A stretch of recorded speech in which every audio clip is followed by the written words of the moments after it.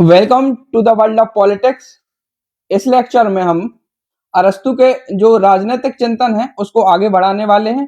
पिछले लेक्चर तक हमने हॉब्स की जीवनी और उनके ग्रंथों को देख लिया था। आज इस लेक्चर में हम उनकी जो अध्ययन पद्धतियां हैं उनकी, और इसके बाद उनका जो सामाजिक समझौता संबंधी सिद्धांत है यानी सोशल कॉन्ट्रैक्ट का जो सिद्धांत है, इसकी चर्चा करने वाले हैं। ये दोनों बहुत महत्वपूर्ण है परीक्षा की दृष्टि से भी और हॉब्स के दर्शन को समझने की दृष्टि से भी। ये उनके दर्शन की आधारशिला है पूरी, और आधारशिला क्या, एक लगभग इनका दर्शन यहाँ खत्म हो जाता है अगर आपने इन दोनों चीजों को अच्छे से देख लिया। तो चलिए हम शुरुआत करेंगे इनकी अध्ययन पद्धतियों से, जहां हॉब्स की अध्ययन पद्धतियों में मेनली दो चीजें दिखाई देती हैं। एक तो ज्यामिति का प्रभाव और दूसरा जो है वो यांत्रिकी या भौतिकी का प्रभाव। इन सब चीजों को समझने से पहले आप थोड़ी हम इसकी पृष्ठभूमि की चर्चा करेंगे, यानी हॉब्स का जो मानव था वो मानव को किस प्रकार चित्रित करता था, या फिर ब्रह्मांड या समाज को वो किस प्रकार से देखता था। क्योंकि अभी तक आपने जो प्लेटो महोदय को पढ़ा है या अरस्तु को पढ़ा है, इन्होंने सकारात्मक रूप में या एक कहें तो ज्यादा उनका जो सिद्धांत था वो दार्शनिक पक्ष के समीप आके खड़ा होता था। उस हिसाब से मानव का चित्रण उनके द्वारा किया गया है। लेकिन अब जब आप हॉब्स महोदय के दर्शन को देखेंगे, इनका मानव संबंधी चित्रण देखेंगे, तो ये बिल्कुल दो चीजों से प्रभावित है। एक तो ज्यामिति यानी रेखागणित, और दूसरा भौतिकी यानी फिजिक्स। आप जैसे कि यहाँ फोटो देख पा रहे होंगे, तो ये मानव को एक मशीन मानते थे, यंत्र मानते थे, एक ब्रह्मांड को बड़ी मशीन मानते थे, और उसमें से भी एक छोटी मशीन या उसका छोटा पुर्जा इंसान को मानते थे, और इंसान को भी वो छोटे छोटे ऐसे पुर्जों में बटा हुआ माना करते थे। आप इसे फिजिक्स से जोड़ के भी देख सकते हैं, और जिसी के आधार पर हॉब्स ने समझाने का प्रयास किया है कि वो भौतिकी का ज्ञान या फिजिक्स के ज्ञान में चूंकि गतियों को बड़ा माना जाता है, और इसके साथ ही हर चीज को वहां यंत्रवत लिया जाता है यानी एक मशीन माना जाता है। उसी के प्रकार हॉब्स ने अभी पूरी ब्रह्मांड को एक यंत्र माना है, और उसका एक छोटा सा भाग पुर्जा या फिर उसकी एक छोटी सी मशीन मानव को माना है। तो हम आगे जाके देखेंगे कि जब वो मानव स्वभाव की चर्चा करेंगे तो उसमें भी वो गतियों की चर्चा करते हैं, वहां भी वो फिजिक्स को लागू करते हैं। ऐसे ही वो मानव का चित्रण किया करते थे एक मशीन के रूप में। तो जैसा कि आप इस फोटो में देख पा रहे होंगे, तो थोड़ा सा दिमाग में इसे छवि बना लीजिए इस चीज की, कि इस रूप में हॉब्स जो है मानव का चित्रण किया करते थे। और इस पे जो कि प्रभाव है वो भौतिकी का है, और भौतिकी का भी प्रभाव मेनली जो गैलीलियो है या फिर इसके बाद जो केपलर के नियम हुए हैं, इनसे वो खासे प्रभावित थे। हम पिछली कक्षा में भी इस चीज को देख सके हैं। और इसके अलावा जो ज्यामिति है वो ल्यूक्लिड का इन पे प्रभाव माना जाता है। तो इन्हीं दो जो मुख्य अवधारणा या विषय कहेंगे, इनसे होके हॉब्स ने अपने राजनीतिक चिंतन को आधार दिया है, और इसी के आधार पर मानव समाज और फिर अंततः राजनीति का चित्रण किया है। आइए अब इनके पृष्ठभूमि के बाद हम इनकी अध्ययन पद्धतियों को समझने की कोशिश करेंगे। तो जो हॉब्स के दर्शन की सारी वस्तुओं का मूल आधार ज्यामिति या यांत्रिकी या भौतिकी है। वही बात है कि एक तो रेखागणित और दूसरी भौतिकी, ये सारी चीजें उनके अध्ययन का आधार हैं। एक चीज और, जो फिजिक्स होती है वो खासकर नेचुरल साइंस के लिए मानी जाती है, यानी फिजिक्स केमिस्ट्री बायो के लिए वो साइंस का यूज होता है या वैज्ञानिक अध्ययन पद्धति का उपयोग होता है। लेकिन पहली बार हॉब्स ने राजनीति पर उस अध्ययन पद्धति को लागू किया है, यानी फिजिक्स में दर्शन घुसाए है या राजनीति घुसाने का प्रयास किया है। तो इस हिसाब से भी उन्हें राजनीतिक वैज्ञानिक भी कहा जाता है, और वो अपने आप को बोलते भी थे कि और अरस्तु की भी, जो अरस्तु नैतिकतावादी बातें किया करता था या सकारात्मक बातें किया करता था, उसको लेके ये इनके कटु आलोचक माने जाते हैं हॉब्स। इसके अलावा उनके जो दर्शन का उद्देश्य है, जैसे कि मैंने बताया कि जो मनोविज्ञान तथा राजनीति को, यानी इन दोनों को हम साथ में कह सकते हैं कि मानव के सोचने समझने का तरीका है, उसको विशुद्ध प्राकृतिक वैज्ञानिकों के धरातल पर प्रतिष्ठित करना। वही बात है कि जैसे नेचुरल साइंस में नियम चलते हैं, उसी प्रकार के कुछ विशुद्ध नियम वो राजनीति और मनोविज्ञान के क्षेत्र में लागू करने का प्रयास करते रहे, और उनका जो संपूर्ण दर्शन है वो इसी पे है। उनका क्रमबद्ध ज्ञान उनके दर्शन का आधार है, और उसमें भी वो भौतिकतावादी चीजों की चर्चा किया करते थे। हॉब्स ने राजनीति के अध्ययन में ज्यामिति, भौतिकी और मनोविज्ञान का प्रयोग किया है। जी हाँ, लेकिन आप अगर याद कर पा रहे होंगे तो जो इससे पहले हमने 2-3 विचारकों को पढ़ा है, वो इतिहास और नैतिकता का यूज किया करते थे राजनीति के अध्ययन में। लेकिन हॉब्स महोदय ने उन दोनों विषयों को नकार दिया, खासकर इतिहास को। जैसा कि मैकियावेली का पूरा हम दर्शन देख चुके हैं, तो वो एक प्रकार से इतिहास पे ही आधारित माना जाता है, लेकिन हॉब्स ने उसमें ज्यामिति का उपयोग किया है और मेनली फिजिक्स का यूज किया है, यानी भौतिकी का। ये इंपॉर्टेंट फैक्ट है, आप याद रखिएगा। इसके अलावा जो हॉब्स की अध्ययन पद्धतियां हैं, वो आंशिक रूप से गैलीलियो और फ्रांसिस बेकन की जो रेजोल्यूशन कंपोजिट मेथड है उससे, तथा आंशिक रूप से यूक्लिड की निगमनात्मक तर्क प्रणाली से प्रभावित मानी जाती है। भाई ये मैं पहले भी इसकी पृष्ठभूमि में चर्चा कर चुका हूं कि ये दोनों जो गैलीलियो है और फ्रांसिस बेकन है, ये फिजिक्स के क्षेत्र से रिलेटेड लोग हैं। तो इनकी जो एक मेथड थी रेजोल्यूशन कंपोजिट, एक्चुअली इसमें वो किया क्या करते थे कि जो कोई भी वस्तु है उसको छोटे छोटे टुकड़ों में देख के उसका अध्ययन किया करते थे। जैसे कोई आपको बड़ी मशीन बनानी है तो उसके पहले छोटे छोटे टुकड़े तोड़ लीजिए, अलग अलग बना लीजिए, फिर उनको सबको मिला के एक बड़ी मशीन का निर्माण आप कर सकते हैं या उसे बड़ी मशीन का रूप दे सकते हैं। तो ऐसे किसी चीज के आविष्कार फिजिक्स में किया जा सकता है। तो सर आप बोलेंगे फिर इसका राजनीति में कैसे उपयोग हुआ? तो हम जब आगे जाके इनका सामाजिक समझौते का सिद्धांत देखेंगे तो वो प्राकृतिक अवस्था में मानते थे कि सभी मनुष्य से स्वतंत्र हैं, किसी पे भी किसी का अधिकार हो सकता है, इवन उसकी जिंदगी पर भी। लेकिन जब सभी मनुष्य अपनी कुछ अधिकार किसी एक व्यक्ति को सौंपने के लिए राजी हुए, तो फिर वहां से राज्य का निर्माण हुआ, उसे कॉमनवेल्थ कहते थे। तो अल्टीमेटली कॉमनवेल्थ का निर्माण हो गया था। तो कॉमनवेल्थ के निर्माण से हम इसको संदर्भित करके देख सकते हैं कि ये रिजोल्यूशन कंपोजिट मेथड का ही यहाँ पे उपयोग हुआ है। जो सेवाइन महोदय हैं, इन्होंने भी एक कथन है, बहुत इंपॉर्टेंट है, ये इंपॉर्टेंट हो जाते हैं ऐसी चीजें कि अगर किसी व्यक्ति को कोट करके दिया गया है तो हॉब्स की अध्ययन पद्धतियां को निगमनात्मक माना है। यानी जो सेवाइन महोदय हैं वो कहते थे कि जो हॉब्स की अध्ययन पद्धतियां हैं वो निगमनात्मक हैं। और कैसे निगमनात्मक है? तो आप इसे देखिए कि वो पहले कह देते हैं कि मनुष्य का स्वभाव एक नकारात्मक है या छद्म झूठा है। तो और फिर वो उसके जो उदाहरण है या तथ्यों लाके फिजिक्स के आधार पर उन्हें सिद्ध करने की कोशिश करते हैं और गतियों के द्वारा उन्हें सिद्ध करते हैं कि मानव में गति होती है, इसलिए उनका स्वभाव झूठा या स्वार्थी होता है। तो वो हम आगे जाके देखेंगे, अभी आप थोड़ा सा इसे बैकग्राउंड में समझ लीजिए बस कनेक्ट करने के लिए।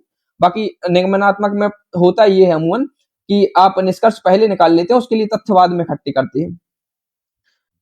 निगमनात्मक अध्ययन पद्धति के बाद एक और पद्धति जो कायदे से दो पद्धतियों का मिक्सचर है, यानी वैज्ञानिक और भौतिक, ये दो अलग अलग अध्ययन पद्धतियां हैं। इनको मिला के हॉब्स महोदय ने राजनीतिक अध्ययन के क्षेत्र में एक नई पद्धति का इजाद किया था, वैज्ञानिक भौतिकवाद। तो इसमें कायदे से दो शब्द हैं, एक तो वैज्ञानिक और दूसरा भौतिकतावाद। तो इन्हें आइए अलग अलग करके समझ लेते हैं। पहले हम वैज्ञानिक शब्द का अर्थ देखेंगे। तो इसका अर्थ है व्याख्या, कार्य, कारण संबंध, व्यवस्था और निष्कर्ष निकालने की प्रवृत्ति। यानी इसे सिंपल वे में समझे तो हम जो विज्ञान की परिभाषा देते हैं वो उसे क्रमबद्ध ज्ञान कहा जाता है, विज्ञान को।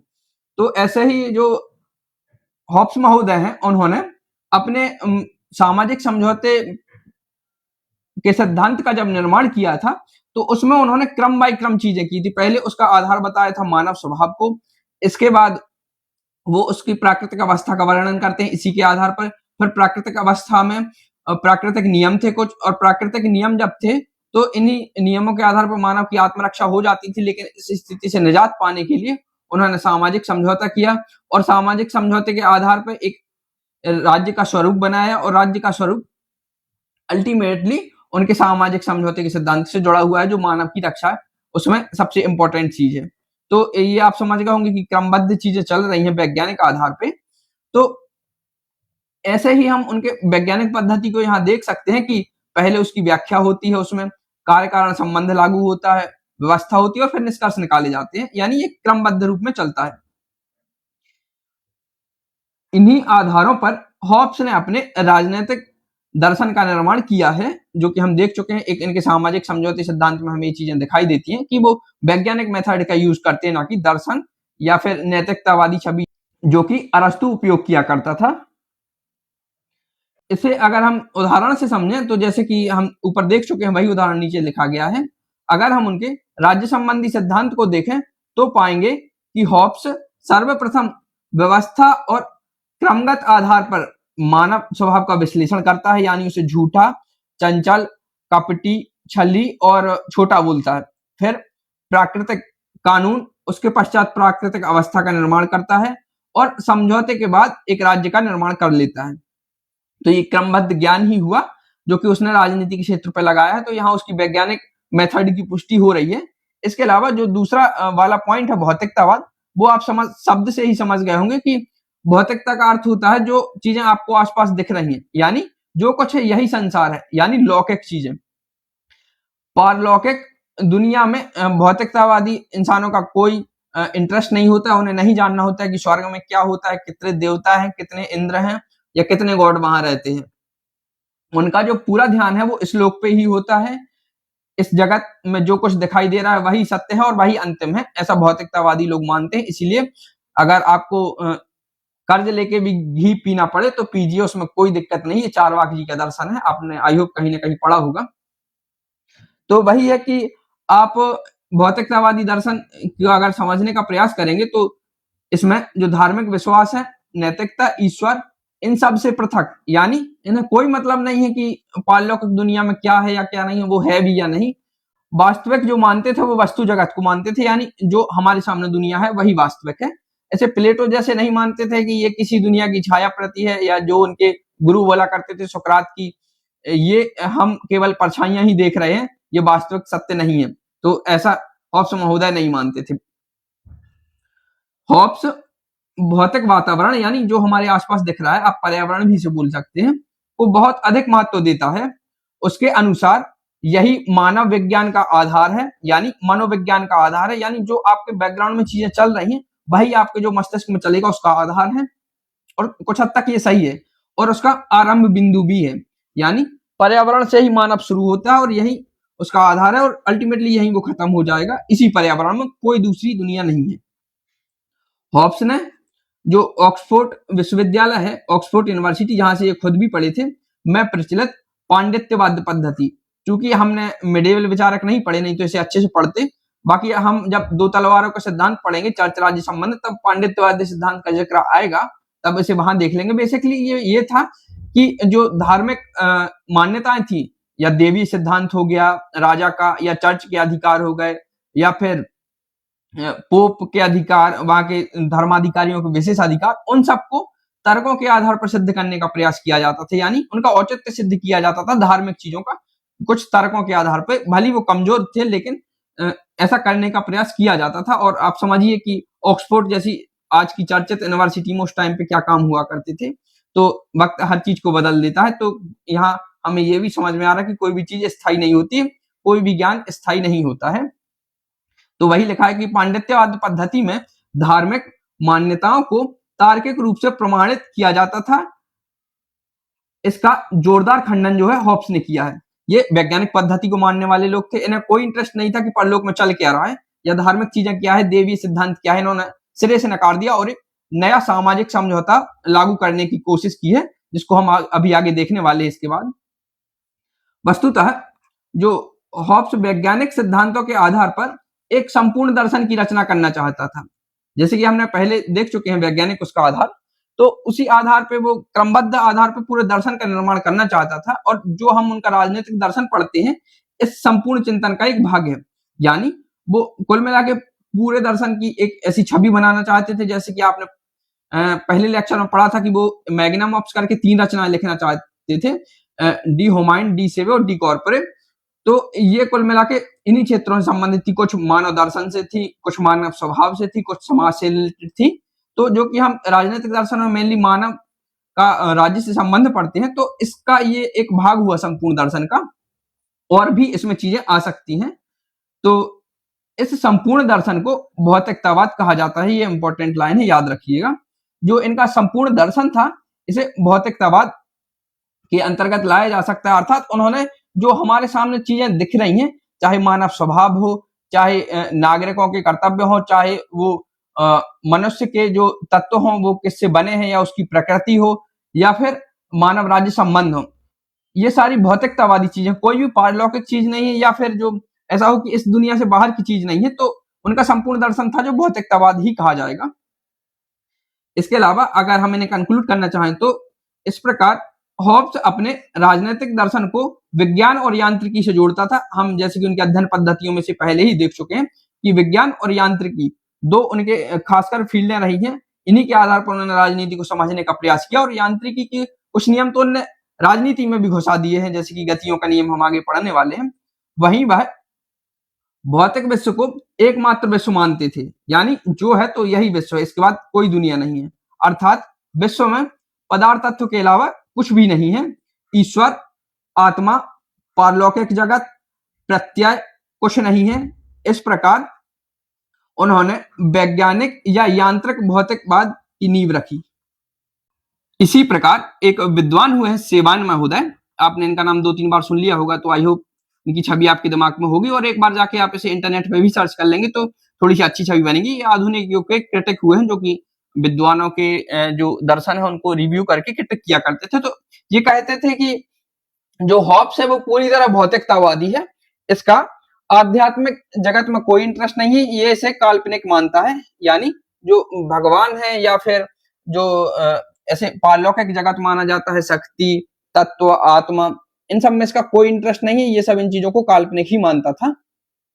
और आप एक चीज और समझिए, इसी कारण उसे तत्कालीन समाज में असहिष्णुता का सामना भी करना पड़ा, और इसे अपना देश छोड़ के फ्रांस भी भागना पड़ा, क्योंकि ये एक प्रकार से नास्तिकतावादी दर्शन को यहाँ लागू कर रहा है। तो अब हम इनके वैज्ञानिक भौतिकतावाद के महत्वपूर्ण सिद्धांत के बाद एक और महत्वपूर्ण सिद्धांत, यानी जो इनके राज्य दर्शन की नींव है, सामाजिक समझौता सिद्धांत, उसकी चर्चा करेंगे। इसकी डिटेल को जानने से पहले इसकी थोड़ी सी पृष्ठभूमि जान लीजिए आप कि हॉब्स के सामाजिक समझौते सिद्धांत की पृष्ठभूमियां क्या रही थी। सबसे पहले तो एक बात है कि जो तत्कालीन समाज में दो सिद्धांत चलते थे, एक तो जो अरस्तु महोदय का सिद्धांत है, या फिर इनके गुरु प्लेटो, दोनों को ले लें तो ये एक स्वाभाविक राज्य या एक प्राकृतिक राज्य की संकल्पना दिया करते थे, और बोलते थे कि ये सकारात्मक है, इसका विकास हुआ है, इसका निर्माण नहीं हुआ है, या एक ये नैतिक अच्छाई है, इसका जो उद्देश्य है वो सद्गुणों को विकसित करना है, या नागरिकों की सुविधा को बढ़ाना है और उन्हें आत्मनिर्भरता की प्राप्ति कराना है। जो एक अन्य मत तत्कालीन समाज में प्रचलित था, वो था जो मध्यकालीन राजनीतिक विचार हैं उनके संबंध में ये विचार था, जिनका हॉब्स ने जोरदार खंडन किया था। वो था एक देवीय संबंध का सिद्धांत, यानी राज्य की उत्पत्ति से संबंधित देवीय सिद्धांत। इन दोनों सिद्धांतों की पृष्ठभूमि में हॉब्स महोदय ने अपना सामाजिक समझौते के सिद्धांत प्रस्तुत किया, जो बेसिकली एक राज्य के निर्माण करता है, उसे वो कॉमनवेल्थ का नाम देता है। आप थोड़ा सा से याद रखिएगा कि कॉमनवेल्थ, ये मैकियावेली जी ने भी राज्य के लिए शब्द उपयोग किया है, और इसके बाद हॉब्स ने भी कॉमनवेल्थ शब्द का यूज किया है। और इसका जो शासक होगा वो लेवियाथन होगा। ये एक समुद्री जीव के नाम पर रखा गया है, ये निरंकुश शासक था। आइए तो अब इसे देख लेते हैं थोड़ा सा कि हॉब्स सामाजिक समझौते के द्वारा कृत्रिम राज्य की अवधारणा का प्रतिपादन करता है, और ये सब जो बातें हम देखने वाले हैं, सामाजिक समझौता, ये उनकी जो पुस्तक है लेवियाथन, इसी में दी हुई है, और ये इनका जो मुख्य आधार सिद्धांत है, इसी में व्यापक रूप से इसकी चर्चा करते हैं। इसको वो 6 बिंदुओं को अंतर्गत समझाने का प्रयास करते हैं। पहला तो मानव स्वभाव है, जो कि नकारात्मक रूप में इसका चित्रण करते हैं, आदिम दुनिया की बातें करते हैं, यानी कि जो आखेट राज्य टाइप से आदिम राज्य, यानी किसी का भी किसी पे अधिकार हो जाता था। तो ऐसी प्राकृतिक अवस्था की वो बात करते थे कि जहां किसी का जीवन सुरक्षित नहीं है, आपका जीवन भी कोई कभी ले सकता है, और आप भी किसी का जीवन कभी छीन सकते हैं। कोई संपत्ति नहीं है, कोई राज्य नहीं है, कोई समाज नहीं है, कोई राजनीति नहीं है। यानी हम आज जो सभ्य समाज की अवधारणा पढ़ते हैं, ऐसा कुछ भी नहीं था, एक आदिम समाज था, उसे वो प्राकृतिक अवस्था का नाम देते हैं। उस प्राकृतिक अवस्था में प्राकृतिक अधिकार थे, और अधिकार क्या, वो तो खुला जंगली प्लान था कायदे से कि किसी के ऊपर भी कोई हमला कर सकता है, किसी के प्राण कोई छीन सकता है। इवन हॉब्स महोदय एक जगह इसका जिक्र करते हैं कि आप किसी सुंदर स्त्री का उपभोग कर सकते हैं बशर्ते कि किसी भी क्षण आपके प्राण छीने जा सकते हैं। यानी आप सुंदरतम चीज का भी उपयोग अपने लिए कर सकते हैं बशर्ते उसमें रिस्क ये है कि कभी भी आपके बहुमूल्य प्राण चले जा सकते हैं। तो प्राकृतिक अधिकार में चूंकि मानव बुद्धिमान होता है, जैसे कि वो बताया, लालची होता है, स्वार्थी होता है, तो उसमें भी कुछ प्राकृतिक नियम बुद्धि के हिसाब से इंसानों ने बना लिए और उनके आधार पे वो राज्य को संचालित करने की कोशिश करते थे, लेकिन वो बात कुल मिला के नहीं बनी और फिर वो कुल मिला के सामाजिक समझौते तक पहुंच गए। इस प्राकृतिक अवस्था का त्याग करके सामाजिक समझौते पे आए और उन्होंने अपनी सब शक्तियां किसी एक को सौंपने की कोशिश की और फिर एक निरंकुश शासक की अवधारणा बनाई। इसके बाद वो राज्य के स्वरूप की चर्चा करते हैं। तो अल्टीमेटली सामाजिक समझौते के बाद उनका कॉमनवेल्थ का निर्माण होगा और उसका राज्य का स्वरूप कैसा होगा इसकी भी हम आगे चर्चा करने वाले हैं। तो चलिए बढ़ते हैं और शुरुआत करते हैं मानव स्वभाव से संबंधित उनकी पहली अवधारणा की। हॉब्स महोदय मानव को एक यंत्र या एक मशीन के जैसे माना करते थे। वो कहा करते थे कि ये पूरी सृष्टि एक मशीन है। फिजिक्स के में जैसे गति का नियम लगता है कि उसमें कोई भी मशीन किस गति के हिसाब से कार्य कर रही है, उसी प्रकार ये सारा ब्रह्मांड भी गतियों पर आधारित है और एक यंत्रवत है और उन्हीं गतियों के आधार पे वो मानव स्वभाव को समझाने की कोशिश करेंगे। तो आइए इसे देखते हैं। इंग्लैंड के गृह युद्ध की पृष्ठभूमि में मानव के घृणित स्वभाव को ही उनके सम्मुख रखा, यानी जो उनका राजनीतिक पोषण हुआ था विचारों का, वो इंग्लैंड के गृह युद्ध जैसी नकारात्मक परिस्थितियों में हुआ था। तो उसी कारण उन्होंने जो मन में मानव की छवि थी वो नकारात्मक ही थी। वह मानव को स्वार्थी, झगड़ालू, नीच, दुष्ट, विवेकहीन और आत्म केंद्रित मानता है। इसके अलावा वो ऐसा मानता है कि मानव जो है वो उसमें मूल 3 तरह की प्रवृत्तियां होती हैं, यानी उसके 3 इंटेंशंस होते हैं, उसके 3 मोशन होते हैं कायदे से। पहला तो प्रतिस्पर्धा का मोशन, यानी दूसरे से ज्यादा लाभ कमाने के लिए वो प्रतिस्पर्धा करता रहता है। दूसरा एक भय का मोशन होता है उसमें, यानी जिसे डिस्टर्ब भी कहा जाता है, इसमें उसे सुरक्षा का भय होता है। और तीसरा कीर्ति यानी ग्लोरी, वैभव और अहम की तुष्टि हेतु। तो उसमें ये 3 मोशन होते हैं, प्रतिस्पर्धा, भय और कीर्ति।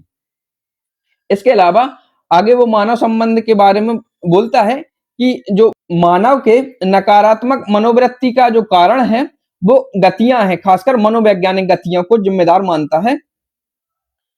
इस प्रकार वह गति का नियम जो फिजिक्स से संबंधित है वो मानव शरीर पर भी लागू करने का प्रयास करता है। आइए अब इन गतियों को हम देख लेते हैं, खासकर इसमें से जो मनोवैज्ञानिक गति है वो खासी इंपॉर्टेंट है।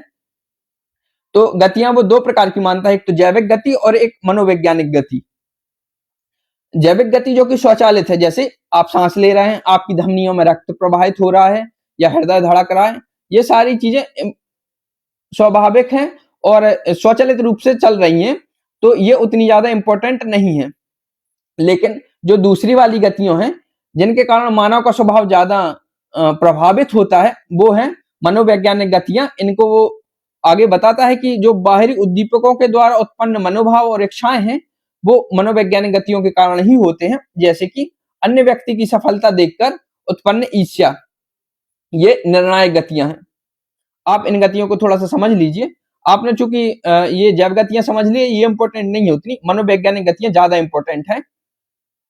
वो कहता था कि आपकी जो इंद्रियां हैं इन्होंने किसी चीज को देखा, मान लीजिए किसी की धन संपत्ति को देखा, ये इंद्रियां इनपुट लेके गई आपके तंत्रिका तंत्र में, इन्होंने तंत्रिका तंत्र तक अपनी जानकारी पहुंचाई।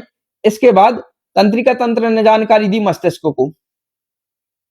मस्तिष्क के बाद मस्तिष्क में जैसे ही इनपुट गया तो वहां कुछ इच्छाएं उत्पन्न हुई या फिर कहना चाहिए कि मनोभाव उत्पन्न हुए और इन्हीं इच्छाओं और मनोभाव के कारण मानव जो है वो यहाँ उसकी विशेषताएं बताता है। वो स्वार्थी है, झगड़ालू है, नीच है, दुष्ट है या विवेकहीन है। तो बेसिकली ये इच्छाओं और मनोभावों का ही खेल है जो कि कहीं ना कहीं मनोवैज्ञानिक गतियों के कारण उत्पन्न हो रहा है। इस प्रकार जैसे हम मैकियावेली से इसे कनेक्ट करने की कोशिश करें तो मैकियावेली का जो अहमवाद था यानी ईगोइज्म था, वो सार्वभौमिक था, यानी सभी जगह के मनुष्य ऐसे होते हैं इसीलिए मनुष्य ऐसा होता है। उसके विपरीत जो हॉब्स का अहमवाद है वो मनोवैज्ञानिक अहमवाद है, यानी मनोवैज्ञानिक गतियों के कारण अहमवाद मनुष्य में उत्पन्न हो रहा है, तो इसके लिए जो नाम दिया जाता है वो मनोवैज्ञानिक अहमवाद दिया जाता है। एक चिंतक हुए राजनीतिक, वो मानव स्वभाव का जो हॉब्स का वर्णन है उसे पढ़ने के बाद कहा करते थे कि यार ये हॉब्स का मनुष्य तो पशु से भी गया गुजरा है क्या। अब हॉब्स के जो मानव स्वभाव के वर्णन के बाद हम उसकी प्राकृतिक अवस्था देखेंगे। बेसिकली प्राकृतिक अवस्था अलग से कुछ नहीं है, अब मानव स्वभाव ऐसा है तो जहां वो रहेंगे वो प्राकृतिक अवस्था भी उसी स्वभाव से प्रभावित होगी, ये ऑब्वियस सी बात है। तो वही है कि हॉब्स राज्य की उत्पत्ति से पहले की स्थिति को प्राकृतिक स्थिति या दशा का नाम देता है। यहाँ एक चीज और याद रखिएगा कि हॉब्स ने बाई वर्ड प्राकृतिक अवस्था शब्द का उपयोग नहीं किया है। जो वो उपयोग करता था शब्द, वो मानव की प्राकृतिक स्थिति या दशा का उपयोग किया करता था। ऐसा एक क्वेश्चन 2022 वाले एग्जाम में पूछा जा चुका है एमपीपीएससी एपी के, वो जॉन लॉक से संबंधित था। हाँ, जॉन लॉक से ही संबंधित था। उसकी स्वतंत्रताओं के संदर्भ में एक क्वेश्चन आया था और वो शब्द का ही खेल था, उसमें मैक्सिमम लोगों का वो गलत हुआ था क्योंकि हम उससे रिलेटेड वो शब्द पढ़ा करते थे लेकिन वो वर्ड सिमिलर नहीं था, वो शब्द कुछ और था। तो ऐसा ही यहाँ प्राकृतिक अवस्था शब्द नहीं है, प्राकृतिक स्थिति है, तो थोड़ा सा याद रखिएगा अगर ऑप्शन में आ जाए तो। बेसिकली ये प्राकृतिक अवस्था की चर्चा कर क्यों रहा है, तो एक बेसिक आधार तैयार कर रहा है अपने राज्य निर्माण के लिए, क्योंकि अब मनुष्य का स्वभाव खराब बता चुका है वो, तो उसे अब क्रम बाय क्रम अपने राज्य सिद्धांत के निर्माण की ओर बढ़ना है। उसमें वैज्ञानिक मेथड वो लगा रहा है ताकि क्रमबद्ध वो स्थितियों को जान सके और एक निष्कर्ष तक पहुंच सके। तो इस हिसाब से वो मानव स्वभाव का वर्णन करते हुए एक प्राकृतिक अवस्था को गढ़ता है। ये काल्पनिक चीज है, ये वास्तविक चीज नहीं है, ऐतिहासिक सत्य नहीं है। बेसिकली समझने के लिए है कि मानव स्वभाव के बाद प्राकृतिक अवस्था आई और उसको आगे आगे बढ़ाते बढ़ाते वो संबंध या सामाजिक समझौते तक ले जाएगा। तो वही है कि हॉब्स के अनुसार जो प्राकृतिक अवस्था है, आपने मानव का स्वभाव देख लिया, अगर स्वभाव ऐसा है तो वो समाज कैसा होगा, आइए इसे देखते हैं। ये जो समाज होगा या जो अवस्था होगी यह सतत युद्ध की अवस्था होगी, यानी कोई भी किसी को मार सकता है, इसके अतिरिक्त कुछ नहीं है, यानी सतत युद्ध की आवश्यकता है, सबकी सबके खिलाफ युद्ध की अवस्था है, वॉर अगेंस्ट ऑल की अवस्था है। ये सारे शब्द इसी के लिए यूज किए जाते हैं, तो आप याद रखिएगा, वॉर अगेंस्ट और सबकी सबके खिलाफ अवस्था, सतत युद्ध की अवस्था, सबकी सबके विरुद्ध संघर्ष की अवस्था, सतत संघर्ष की अवस्था, ये शब्द कुल मिला के वही इंडिकेशन दे रहे हैं। प्राकृतिक अवस्था में मानव का जीवन एकांकी, गरीब, बुरा, क्रूर और छोटा होगा। आपने मानव के गुण देख लिए, तो अब जब गुण ऐसे हैं तो जीवन ऐसा ही होना है ना। एकांकी होगा क्योंकि वो स्वार्थी, लालची, छपटी है। गरीब होगा क्योंकि ना तो समाज है ना संपत्ति है, तो व्यापार और संपत्ति और मनोरंजन की तो बात ही छोड़ दो। क्रूर है, बुरा है और छोटा है, कभी भी किसी का जीवन छीना जा सकता है। इसके अलावा इस प्रकार का जो प्राकृतिक अवस्था है, जैसे कि मैं चर्चा कर चुका हूँ, समाज पूर्व और राज्य पूर्व है। यानी समाज पूर्व और राज्य पूर्व जो शब्द हैं वो थोड़ी सी व्यापक अवधारणा लिए हुए हैं यहाँ, और वही है कि ये सामाजिक समझौते के लिए आधार तैयार कर रहे हैं। वो बेसिकली कहना ये चाह रहा है कि इस स्थिति में ना तो कोई समाज है ना कोई राज्य है, वो जंगली पने की स्थिति है कुल मिला के। ना तो कोई एक व्यवस्थित समाज के जैसे हमें महासंस्था दिख रही है, ना राज्य जैसी दिख रही है। यह अवस्था सबकी सबके विरुद्ध स्थिति की है थी। वही है जो मैं बता चुका हूं कि कोई भी किसी के प्राण छीन सकता है, कोई भी किसी की संपत्ति ले सकता है, और बेसिकली संपत्ति की व्यवस्थित अवधारणा भी नहीं थी कायदे से। हम आप आदि मानव के जीवन की कल्पना करके इसे ज्यादा अच्छे से समझ सकते हैं। ये माइट इज राइट या मत्स्य न्याय हमारे यहाँ जो शब्द यूज होता है उसकी अवस्था थी, यानी जिसकी लाठी उसकी भैंस वाली अवस्था से हम कह सकते हैं। हॉब्स के अनुसार ऐसी स्थिति सारे विश्व में ना होकर लेकिन अमेरिका में जरूर है, जहां के लोग बड़े क्रूर, बर्बर और तानाशाही से रहते हैं। इस प्रकार यह अवस्था एक काल्पनिक स्थिति है। तो वो अमेरिकन को क्यों ऐसा कहता है कि वहां जो कि अमेरिका के मूल निवासी रेड इंडियन माने जाते हैं, तो एक्चुअली आपको बताऊं, ये जो अभी हिस्ट्री के इंटरव्यू चल रहे हैं ना, असिस्टेंट प्रोफेसर 2022 के, ये एग्जाम में मेरे एक मित्र से ये चीज पूछी गई थी कि रेड इंडियन को रेड इंडियन क्यों कहा जाता है। अगर आपको पता होगा तो कमेंट बॉक्स में इसका जवाब दीजिए। वो रेड इंडियन की चर्चा कर रहा है कि ये लोग बड़े क्रूर तानाशाही लोग हैं। तो यहाँ जब ऐसी अवस्था हो सकती है, बाकी विश्व में ऐसी कहीं नहीं है। ये एक काल्पनिक चीज है और एक दार्शनिक सत्य है, ना कि व्यवहारिक या ऐतिहासिक सत्य है, जैसे कि प्लेटो के दार्शनिक राजा से जोड़ के हम इसे पढ़ सकते हैं। एक और इंपॉर्टेंट चीज है, इसके बाद हम एक विचारक को पढ़ने वाले हैं, जॉन लॉक को। वो इस अवस्था के बारे में कहा करते थे कि ये कैदी की दुविधा जैसी है, कैदी की दुविधा, यानी प्रिजनर्स डायलेमा जैसी स्थिति हॉब्स प्राकृतिक अवस्था में सूचित कर रहा है। बेसिकली सच बात भी है कि कब किस पे कौन हमला कर दे कोई नहीं जानता। और बाकी कैदी की दुविधा शब्द को हम आगे इंटरनेशनल पॉलिटिक्स में अच्छे से पढ़ने वाले हैं, तो आप थोड़ा सा याद रखिएगा कि जॉन लॉक ने ये चीज कही थी। प्राकृतिक अवस्था के बाद हम प्राकृतिक अधिकार पढ़ने वाले हैं। चूंकि सबके वहां अधिकार समान है और कोई भी किसी को कुछ भी छीन सकता है, किसी को ले सकता है, तो सबके अधिकार व्यापक हैं, असीमित हैं। लेकिन अगर आप ऊपर से देखेंगे तो आपको ऐसा देख सकता है कि सबके पास बहुत अधिकार है, कोई भी किसी का जीवन छीन सकता है। लेकिन वास्तविक और कटु सत्य ये है उस प्राकृतिक अवस्था की, तो उस अवस्था में किसी के पास कोई भी अधिकार नहीं है। क्योंकि आपके प्राण ही संकट में है, तो आप कैसे कह सकते हैं कि मेरे पास कोई अधिकार है? आपका जीवन ही कभी भी छीना जा सकता है किसी के द्वारा, बशर्ते जैसे आप किसी का जीवन छीन सकते हैं वैसे कोई भी आपका जीवन छीन सकता है। तो ऐसी ही ये अवस्था थी प्राकृतिक अधिकार की अवस्था। हॉब्स के अनुसार प्राकृतिक अवस्था में प्रत्येक व्यक्ति पर और प्रत्येक वस्तु पर अधिकार है। यानी कोई भी वस्तु हो सकती है, किसी का कोई निजीकरण टाइप से चीजें नहीं है वहां पे। यहां तक कि दूसरे के जीवन पर भी एक व्यक्ति का अधिकार वह इस अवस्था में देने को तैयार है या मानता है कि ये ऐसी अवस्था थी। किंतु अब चूंकि मनुष्य स्वार्थी है, चंचल है, तो उसमें आत्म संरक्षण का प्रवृत्ति भी होगी ना कहीं, वो खुद को बचाना चाह रहा है। तो इस प्रकार इसे हॉब्स जो बोलता है वो विवेकपूर्ण आत्मरक्षा बोलता है कि कहीं ना कहीं मनुष्य शाणा जरूर है, वो ऐसा कुछ ना कुछ दिमाग तो जरूर लगाएगा कि उसके प्राण तो कम से कम बचे रहे।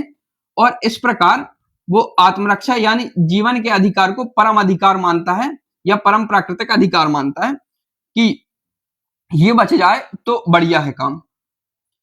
इस प्रकार जो टी.एच. हक्सले महोदय हैं, इनका भी नाम आप आगे जाके सुनेंगे, हॉब्स के प्राकृतिक अधिकार को शेर के अधिकार का नाम देता है। बेसिकली ये अधिकार कुछ नहीं है, कुल मिला के जंगलीपना टाइप से स्थिति है कि किसी के भी कुछ भी अधिकार है, और इसमें जो सर्वोच्च अधिकार है वो आपके जीवन का अधिकार है। आपका अगर जीवन का अधिकार चला गया तो फिर कुछ नहीं बचने वाला है। अब इन प्राकृतिक अधिकारों से संरक्षण के लिए, और प्राकृतिक अधिकारों से संरक्षण में इसलिए बोल रहा हूं कि आपके प्राणों का अधिकार किसी के और के पास है, तो ऐसे अधिकारों से तो रक्षा के लिए कुछ ना कुछ इंसान करेगा। चूंकि विवेकपूर्ण आत्मरक्षा का अधिकार हम देख चुके हैं, तो इसी स्थिति की बात वो यहाँ कर रहा है कि जो सभी मनुष्य हैं वो प्राकृतिक अवस्था में सर्वथा असुरक्षित हैं, पर सभी मनुष्य उसे सुरक्षित बनाए रखना चाहते हैं। यानी मनुष्य जो स्वाड़ा है वो कुछ ना कुछ उपाय इसके खोजने की कोशिश कर रहा है। अतः वह प्राकृतिक स्थिति में भी आपसी सुरक्षा के लिए बुद्धि द्वारा कुछ कानून बना लेता है। यह कानून प्राकृतिक कानून कहलाते हैं, यानी नेचुरल लॉ कहलाते हैं। आप ये शब्द याद रखिएगा। इसके साथ ही वो इन प्राकृतिक कानूनों को एक नाम देता है शांति की धाराएं, जो कि आर्टिकल ऑफ पीस है। बेसिकली कुछ नहीं है, ये हथकंडे अपना रहा है हॉब्स की प्राकृतिक अवस्था में मेरा जीवन कैसे सुरक्षित रह पाए, या उस स्थिति में जो मानव है उसने अपने आप को कैसे सुरक्षित निकाला होगा। तो ऐसी ही चर्चा वो कर रहा है कि उसमें भी शांति की धाराएं हैं। चूंकि ये आलोचनाओं से बचने के लिए भी है, क्योंकि अगर कोई इनके दर्शन का खिटक करेगा तो बोलेगा अगर आपका मनुष्य इतना ही खराब है तो आज तक बचा कैसे रहा, मतलब 21वीं सदी में मानव फिर कैसे आ गया, कैसे बचा रहा। तो उसके लिए कहीं ना कहीं एक ढाल के जैसे बचा रहे हैं। और ये एक खतरे से बचने के लिए, एक तो अपना दर्शन बचाने के लिए खतरा है, और दूसरा मानव के लिए भी उस स्थिति में ये प्राकृतिक कानून जैसी अवधारणा लेके आ रहे हैं। इन्हें आर्टिकल ऑफ पीस कहा जाता था। इनकी संख्या 9 बताई है, जिनमें से कुछ देख लेते हैं हम। प्रमुख 3 इस प्रकार हैं, बहुत सारे सब याद नहीं करें, थोड़ा सा आइडिया बस रखिएगा। प्रत्येक मनुष्य शांति की खोज करे और शांति से रहे। ये पहला कानून था इनके प्राकृतिक अवस्था में। सभी एक बराबर प्राकृतिक अधिकार का त्याग करेंगे। जो हम सामाजिक समझौते का सिद्धांत यहाँ देखेंगे तो उसे भी समझेंगे कि आप सिर्फ इस बात का तो कम से कम त्याग कर सकते हैं ना कि हम दूसरे के प्राण नहीं लेंगे, तभी आपके जाके प्राण बचेंगे। तो एक बराबर अधिकारों का आपको त्याग करना पड़ेगा, तभी प्राकृतिक कानून लागू हो पाएंगे। मानव अपने वचन का पालन करे, यानी अब त्याग तो कर दिया है लेकिन उनका पालन भी करना चाहिए। ऐसे कुछ 9 आर्टिकल ये बताता है, 19 आर्टिकल बताता है। इसके साथ जो हमने 2 चीजें पढ़ी, एक प्राकृतिक अवस्था पढ़ी, उसमें जो अधिकार थे और उसमें जो कानून है, वो 2 अलग-अलग चीजें हैं, आप उन्हें मर्ज मत कीजिएगा। जो प्राकृतिक अधिकार हैं, वो स्वतंत्रता का आभास कराते हैं, यानी आप उसमें आजाद हैं, जंगलीपना है, कुछ भी कर सकते हैं। लेकिन जो प्राकृतिक कानून है, ये वाले 19 धारा, ये दायित्व है कुल मिला के, आपको कुछ शांति से रहना होगा, कर्तव्यों का पालन करना होगा या वचनों का पालन करना होगा, तो ये इनसे चीज जुड़ी हुई हैं। तो दोनों अलग-अलग चीजें हैं, अधिकार अलग हैं और कानून अलग हैं। तो बेसिकली हॉब्स एक सीरीज में आगे बढ़ता हुआ आया है, मानव स्वभाव पहले उसने समझा दिया आपको, फिर उसके बाद प्राकृतिक अवस्था बनाई, फिर प्राकृतिक अवस्था में कुछ अधिकार थे, कुछ क्या वो तो पूरे ही अधिकार थे, जंगलीपना था कुल मिला के।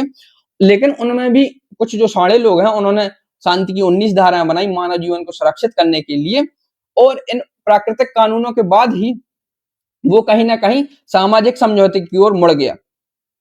इस प्रकार वो सामाजिक समझौते तक आके पहुंच गया है हॉब्स, अपने जो राजनीतिक विचार है या राज्य का निर्माण है। तो इस स्थिति में वो जो संघर्ष या फिर जो रोज के कत्लेआम से परेशान हो गया है मानव प्राकृतिक अवस्था में अपने अस्तित्व और जो सुरक्षा है उसके लिए चिंताओं से परमानेंट मुक्ति चाहता है। अब कुल मिला के तो वो फिर ऐसे सोचता है कि कुछ कुछ अधिकार हम सब छोड़ेंगे और एक सामाजिक समझौता कर लेंगे, ताकि कम से कम राज्य का निर्माण हो जाए और जीवन रक्षा हो सके। तो इसी प्रकार वो प्राकृतिक अवस्था में संघर्ष की स्थिति से असंतुष्ट और चिंतित होकर मानव बुद्धि और विवेक ने उन्हें सामाजिक समझौता यानी एक कॉन्ट्रैक्ट करने के लिए और उसके बाद राज्य निर्माण करने के लिए प्रेरित किया।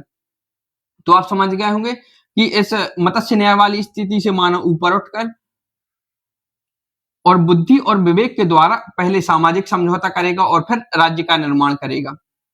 इसके साथ ही प्रत्येक व्यक्ति इस आशय की शपथ लेता है, जैसे कि हमने शांति की धारा 2 देखी थी और 3 भी इसी संबंधित थी, कि मैं इस व्यक्ति या इस व्यक्ति समूह को, यानी जो कुल मिला के राज्य की अवधारणा का हमें थोड़ा थोड़ा सा यहाँ आइडिया लग रहा है, वो इन्हीं की बात कर रहा है। कुल मिला के व्यक्ति या व्यक्ति समूह को अपने ऊपर शासन करने का अधिकार सौंपता है, बशर्ते, लेकिन एक शर्त है, हर व्यक्ति ऐसी शपथ लेगा कि मैं एक व्यक्ति या व्यक्ति समूह को अपने ऊपर शासन करने की अधिकार सौंप रहा हूं, लेकिन उसमें एक शर्त है कि तुम भी ऐसी शक्तियां इसे सौंप दो।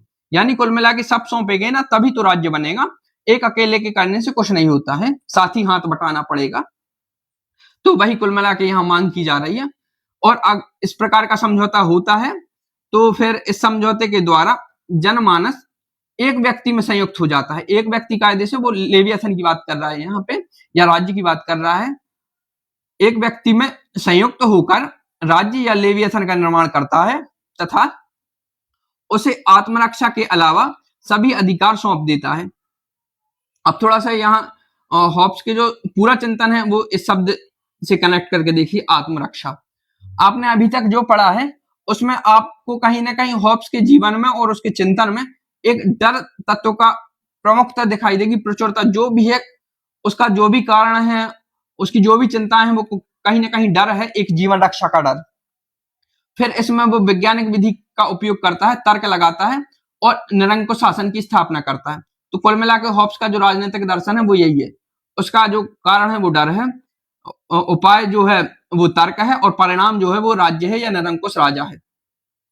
तो वो सब चीजें आत्मरक्षा के लिए कर रहा है। और ऐसा क्यों कर रहा है तो आप शायद उसकी पृष्ठभूमि देख सकते हैं, उसका कथन कि मैं और वह जो जुड़वा शिशु की तरह पैदा हुए थे, या फिर जो उसके जीवन में प्लूटन क्रांति हुई थी, गृह युद्ध हुआ था। तो ये सब चीजें आप वहीं से जोड़ के देखिए तो जीवन भर वो उसी संकटों से जूझता रहा, उन्हीं के बारे में सोचता रहा और उन्हीं के समाधान खोजता भी रहा। इस प्रकार वो आत्मरक्षा के अलावा बाकी सब राज्य को सौंपने के लिए तैयार कि मेरा जीवन बस बचा रहे, बस मैं राज्य से यही चाहता हूं, बाकी मुझे और सकारात्मक चीजें नहीं चाहिए। इसके अलावा हम आगे राज्य के स्वरूप की चर्चा करने वाले हैं, लेकिन थोड़ा सा इसे भी यहाँ देख लेते हैं कि जो राज्य होगा वो समझौते का भाग ना होकर परिणाम होगा। यानी इसके बाद हम जो लॉ को पढ़ेंगे तो उसमें राज्य और व्यक्ति के मध्य समझौता होगा। आप अगर नहीं कनेक्ट कर पा रहे हैं तो थोड़ा सा ध्यान बस रखिएगा, आगे से अच्छे समझ जाएंगे। जो लॉक बोलता था कि जो समझौता होगा वो राज्य और व्यक्ति के मध्य होगा, तो इसमें पार्टी थी राज्य कायदे से, एक पार्टी राज्य होगा, एक इंसान होगा। लेकिन जो हॉब्स ने समझौता बनाया है इसमें इंसान ही इंसान पार्टी है, राज्य कोई पार्टी नहीं है। बेसिकली इनका जो परिणाम निकला निचोड़ वो है राज्य। तो ऐसे में राज्य का कोई कर्तव्य नहीं है, जैसा कि यहाँ लिखा है, सिर्फ उसके अधिकार ही अधिकार है। कर्तव्य सिर्फ एक होगा, नागरिकों की जीवन रक्षा। यहां भी आपको वो भय का तत्व और आत्मरक्षा वाला तत्व दिखाई देगा। तो वही है कि ये राज्य का जो समझौते है उसका भाग नहीं है, उसका परिणाम है। अब सामाजिक समझौते के बाद वो एक राज्य का निर्माण कर लेता है, यानी सब मिलजुल के एक राज्य का गणना कर लेते हैं, लेवियाथन का निर्माण कर लेते हैं और कॉमनवेल्थ उसके राज्य को नाम दिया जाता है। यहाँ राज्य के स्वरूप की चर्चा होगी। अब चूंकि राज्य बना लिया है तो राज्य का स्वरूप क्या होगा, उसके स्पेसिफिकेशन क्या होंगे। तो बेसिकली एक लॉ एंड ऑर्डर स्टेट होगा, यानी ये कानून व्यवस्था वाला राज्य होगा, रात्रि प्रहरी राज्य होगा। आप इन शब्दों को आगे जाके समझेंगे। बेसिकली कुल मिला के यही होगा कि वो सिर्फ काम करेगा रक्षा का। ये जो कि राज्य की व्यापक अवधारणा वर्तमान समय में चलती है, जो कि कल्याणकारी राज्य से जुड़ी हुई है, उसके विपरीत एक लॉ एंड ऑर्डर या रात्रि प्रहरी राज्य है, पुलिस स्टेट है कायदे से, जो रक्षा बस करता है, बाकी कोई काम नहीं देखता है। और हॉब्स की न्यूनतम मांग भी यही है, जीवन रक्षा वाली। तो हॉब्स जो है वो सामाजिक समझौते द्वारा, यानी जो अपन कॉन्ट्रैक्ट करा चुके हैं लोगों के बीच में, उनके द्वारा राज्य का निर्माण करता है, जिसे कॉमनवेल्थ कहा जाता है। इस कॉमनवेल्थ का संचालक लेवियाथन होगा। तो आप इन दोनों शब्दों में अंतर स्पष्ट रखिए बिल्कुल। जो कॉमनवेल्थ बोलता था वो राज्य को बोलता था, और उसका जो संचालक होगा वो लेवियाथन होगा। और लेवियाथन नाम से उसकी एक पुस्तक भी है, और कॉमनवेल्थ जो शब्द है वो मैकियावेली भी यूज किया करता था। इसके अलावा इस समझौते के द्वारा नागरिक समाज और राजनीतिक समाज, यानी राजनीतिक सत्ता और सिविल सोसाइटी का निर्माण होगा।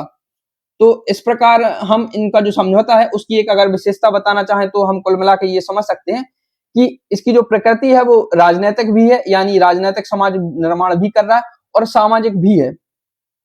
क्योंकि जब हम प्राकृतिक अवस्था देख रहे थे तो वहां हमने पाया था कि ना उनके समाज, ना उस अवस्था में समाज था कोई, ना उसमें राजनीति थी। अब राजनीति और समाज ही नहीं होगा तो ना व्यापार होगा, ना संपत्ति होगा, ना वाणिज्य होगा, ना मनोरंजन होगा, ना खेलकूद होगा, ना किसी की कोई सुरक्षा चीजें होंगी। ये सब कुछ भी नहीं था। इन सब चीजों का निर्माण इसी राज्य में हुआ है, यानी कहीं ना कहीं कॉमनवेल्थ में ये सब चीजें आपको देखने को मिलेंगी। एक बार राज्य का निर्माण हो जाता है, नागरिक समाज बन जाता है, उसमें राजनीतिक सत्ता आ जाती है, तो फिर संपत्ति होगी, वहां पे वाणिज्य होगा, व्यापार होगा, नागरिक अधिकार होंगे और बाकी सब चीजें होंगी। तो इस समझौते के द्वारा वो इन दोनों चीजों का निर्माण कर देता है। और इसकी प्रकृति कैसी होगी, तो सामाजिक भी है उसकी प्रकृति और राजनीतिक भी है इस समझौते की प्रकृति। इसके अलावा हॉब्स का जो संप्रभु है, संप्रभु शब्द मैंने एक दिन और बताया था, जो स्वयं में प्रभु है, इसके ऊपर कोई निरंकुश नहीं है। संप्रभु तो यहाँ कुल मिलाकर उसका लेवियाथन संप्रभु हुआ ना, निरंकुश शासक वाला, पूर्ण रूप से निरंकुश है। वही बात है कि जो लेवियाथन है वो निरंकुश होगा, उस पर किसी की कोई कंट्रोल नहीं होगा, उसका कोई कर्तव्य तक नहीं होगा सिवाय एक नागरिकों की आत्मरक्षा के अलावा। इस संप्रभु के आदेश ही कानून होंगे। ये शब्द आगे जाके भी आप सुनने वाले हैं कि संप्रभु के आदेश कानून, हीगल बोलता था कायदे से। हीगल, महान जर्मन दार्शनिक हीगल शब्द का उपयोग किया करता था कि संप्रभु के आदेश ही कानून होंगे, इन कानूनों से ऊपर कोई नहीं है, या इन आदेशों से ऊपर कोई नहीं है। तो अल्टीमेटली इस संप्रभु से भी ऊपर कोई नहीं है, और अल्टीमेटली इस लेवियाथन से ऊपर भी कोई नहीं है। तो कुल मिलाकर ये शब्द एक ही चीजें हुई। इसके अलावा अगर वो संप्रभु है, इतना निरंकुश है, तो उसका विरोध भी नहीं हो सकता। एक चीज आप याद रखिएगा, इस निरंकुश शासक का आप विरोध नहीं कर सकते, इस समझौते को आप भंग नहीं कर सकते, क्योंकि आप फिर वहीं प्राकृतिक अवस्था में पहुंच जाएंगे, और जिसका भय हॉब्स को है, और जहां जीवन रक्षा का डर है, आपको जीवन की असुरक्षा का डर है, तो इस समझौते का ना तो उल्लंघन हो सकता है, ना इस सिद्धांत को तोड़ा जा सकता है, सिवाय एक शर्त के, और वो है जीवन रक्षा। तो जीवन रक्षा के अलावा इस समझौते को भंग नहीं किया जा सकता। वही बात नीचे लिखी है कि राज्य या कॉमनवेल्थ के विद्रोह का आधार एकमात्र जीवन रक्षा होगी या आत्मरक्षा, वो नागरिकों की है। इस समझौते के द्वारा आप थोड़ा सा एक मोटा शब्द है, इसे याद रखिएगा, निरंकुश राजतंत्रात्मक राज्य यानी एब्सोल्यूट मोनार्की की स्थापना करता है। तो इस प्रकार हम जो हॉब्स महोदय हैं इनके राज्य की निर्माण हमने पूरा देख लिया है कि कैसे पहले मानव स्वभाव का वो वर्णन करता है, फिर इसके बाद प्राकृतिक अवस्था बनाता है। स्वभाव के आधार पर प्राकृतिक अवस्था में चूंकि सबके अधिकार समान होंगे, लेकिन अब जीवन रक्षा का भी डर है, तो फिर वो प्राकृतिक नियम लगाता है, शांति की 19 धाराएं बताता है। इसके बाद वो विवेक के द्वारा सामाजिक समझौते तक पहुंचता है और अल्टीमेटली राज्य या कॉमनवेल्थ का निर्माण कर लेता है। तो इस प्रकार उसके राज्य की उत्पत्ति होती है। यह राज्य की उत्पत्ति का सिद्धांत आपको प्राकृतिक राज्य की उत्पत्ति सिद्धांत, जो कि अरस्तु और प्लेटो माना करते थे, और जो मध्यकालीन देवी उत्पत्ति का सिद्धांत है कि देवताओं द्वारा राज्य को बनाया गया है, देवताओं द्वारा राज्य को पोषित किया जाता है, उससे नितांत भिन्न है। ये एक वैज्ञानिक आधार पर सतत प्रक्रिया द्वारा हमें ये दिखाई दे रहा है। इसके अलावा ये भौतिकवादी चिंतन से रिलेटेड है, यानी जो सब बातें इनमें आपको शुरू से लेकर लास्ट तक देखने को मिल रही, वो इसी जगत की बातें हैं, वस्तु जगत की बातें, पारलौकिक बातें नहीं करता था, जैसे कि देवीय सिद्धांत में की जाती थी। तो आई होप आपको ये एक अच्छा सा प्यारा सा कॉन्सेप्ट एक कहानी के रूप में समझ में आया होगा। आप इसे कहानी के जैसे याद कर सकते हैं। तो धन्यवाद, मिलेंगे अगले वीडियो में। कुछ और होप्स के चिंतन की बातें करेंगे, जहां हम उनकी संप्रभुता की बातें करने वाले हैं, और कुछ इसके राज्य की कैरेक्टरिस्टिक की और बातें करेंगे।